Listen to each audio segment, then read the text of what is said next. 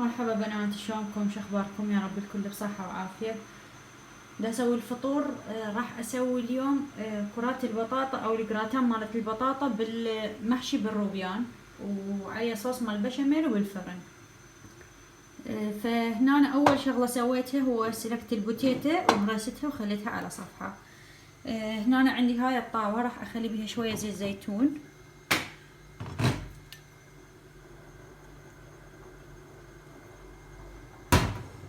وراح اضيف عندي هنا هاي الخضرة اللي سبق وان نزلتها لكم وشوفت لكم اياها، قلت لكم بصل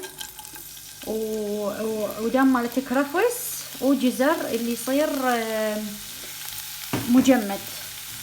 هاي هنا أنا طلعتها راح احمسه. وعندي هنا فلفل اخضر ايضا بارد راح اضيف عليه، وراح اضيف شوية بازاليا مجمدة، شوية مو هواية. وعندي ورقة واحدة مالت غار.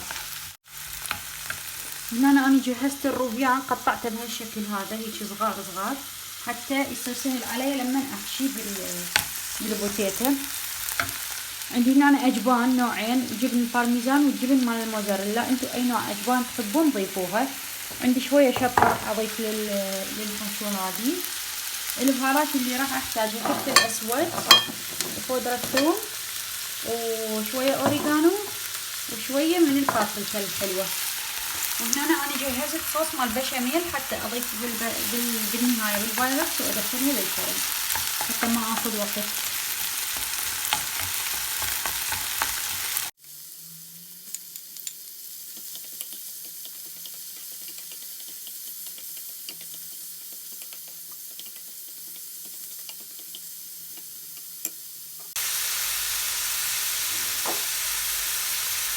شوية فلفل أسود،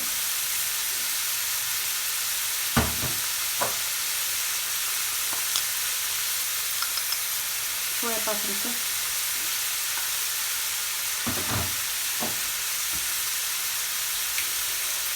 شوية بودرة ثوم،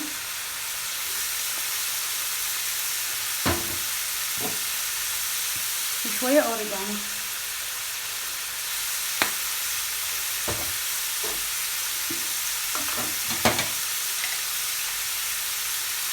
تقريبا راح اضيف هذه الشطة.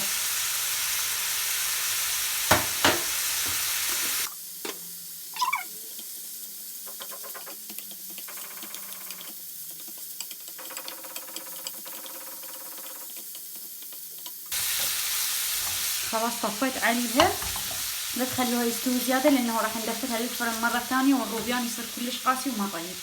راح ارشلها بس هسه رشة ملح وخلاص.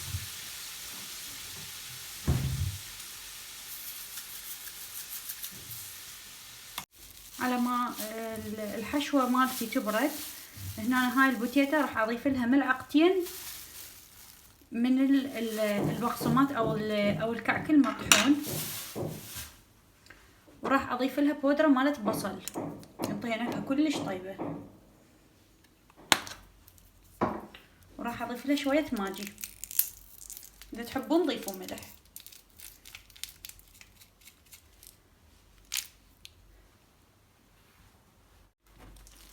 بنات هاي عجنتها صارت عندي متماسكة بهالشكل هذا بحيث بكل سهولة اقدر احشيها. هسه راح احطها على صفحة على ما بس اجهز. عندي هنا تمر هند اريد اسويه عصير، غليت مي وراح اخليه انقع تقريبا ساعة بس يفك عندي. بعدها ابدي امرده واطلع النوع من عنده. راح اسلق بازاليا واخليها هم هيجي على صفحة واحد ياكلها كلش طيبة ويا الفطور. خليت هنا بالجدر شوية زيت زيتون، وراح اضيف هاي الخضار المتبقية من عند من سويت الحشو مالت الروبيان، كلش تطلع طيبة وياها.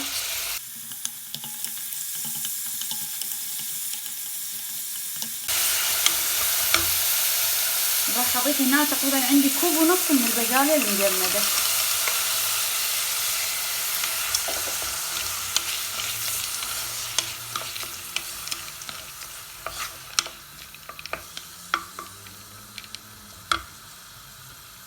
اضيف لها رشة ملح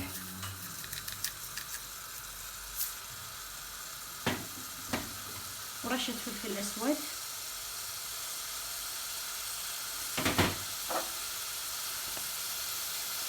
وشوية بابريكا.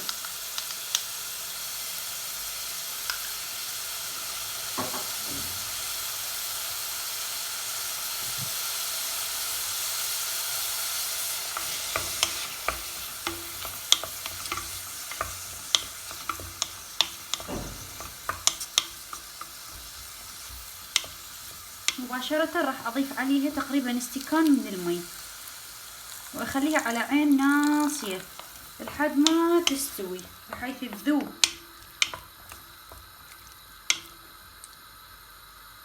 اريد المي مالتها ينشف بس على كيفه. راح اغطي عليها واتركها تقريبا 15 دقيقة واطفي عليها بعد. بنات عندي هذا البايركس خليت بيه كمية من البشاميل وهذه الحشوة خليت بيها من الاجبان اللي حضرتها اني، وبديت احشيها واسويهم كور واخليهم بهالشكل هذا. ناخذ مجموعة من البوتيتا هيجي ونفتحها كأنه نريد نحشي كبة.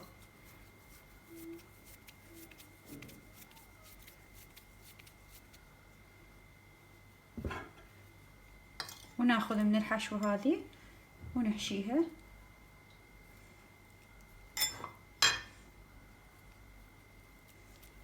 ونكورها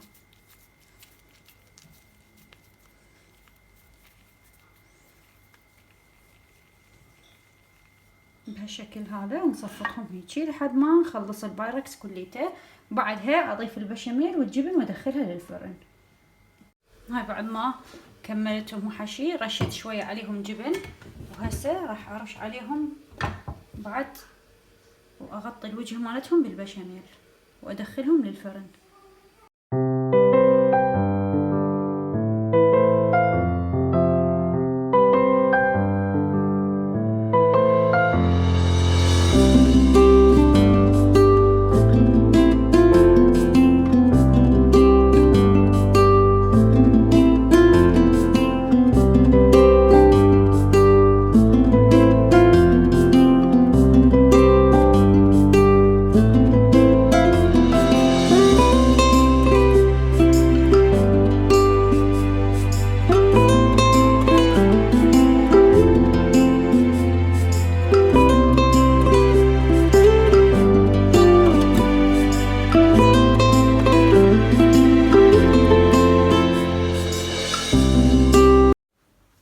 تركته تقريبا ساعة. شوفوا هسه بديت هيجي اهرس بيه صار كلش تمام. هسه راح اضيف عليه بعد تقريبا نص لتر مي الى 3/4 لتر، وبعدها اصفيه واضيف له الشكر. طريقته جدا سهلة ومن العصاير الرمضانية بامتياز. يعني هذا اذا ما موجود على السفرة يومية يعني اكو خلل بالموضوع. يعني بالنسبة إلي إذا مو عصير تمر هند ما أحسه رمضان.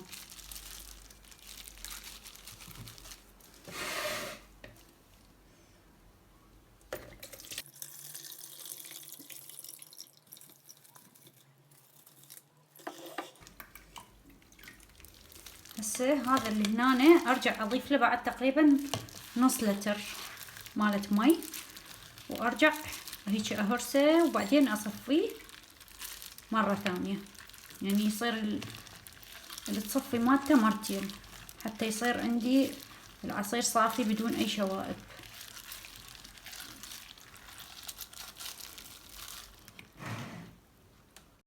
بنات شوفوا هاي صفيته ضفت له تقريبا بعد نص لتر. شوفوا إلى أن خلص بعد المونة مالته كلها طلعت. هسه هذا راح اخلطه. باعوا هذا شلون ثخين المي مالته.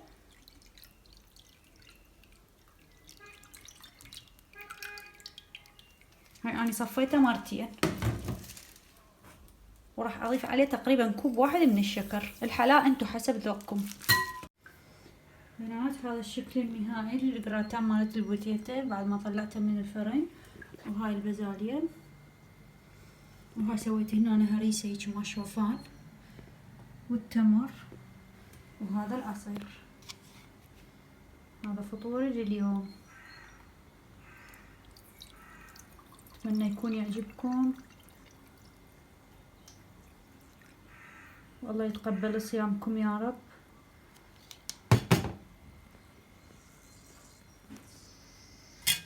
أقصه وياكم وتشوفون الشكل مالته.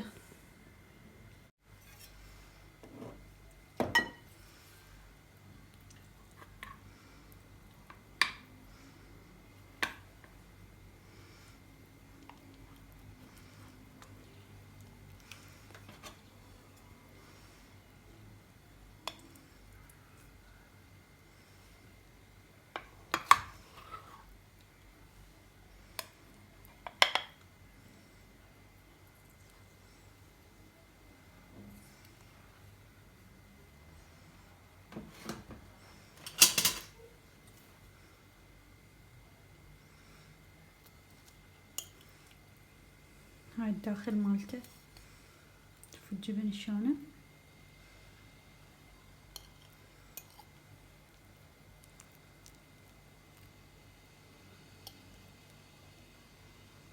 جربوها كلش طيبة، وإن شاء الله تعجبكم، وعلينا وعليكم إن شاء الله بألف عافية، وأشوفكم إن شاء الله بفيديو جديد، مع ألف سلامة.